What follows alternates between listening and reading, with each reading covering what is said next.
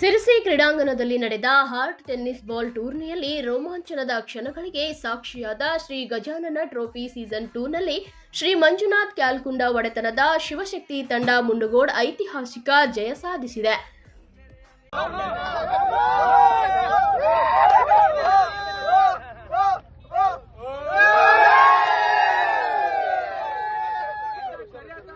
ಆತ್ಮವಿಶ್ವಾಸ ತೋರಿದ ಶಿವಶಕ್ತಿ ಬ್ಯಾಟಿಂಗ್ ಮತ್ತು ಬೌಲಿಂಗ್ ಎರಡರಲ್ಲೂ ಅದ್ಭುತ ಪ್ರದರ್ಶನ ನೀಡಿತು.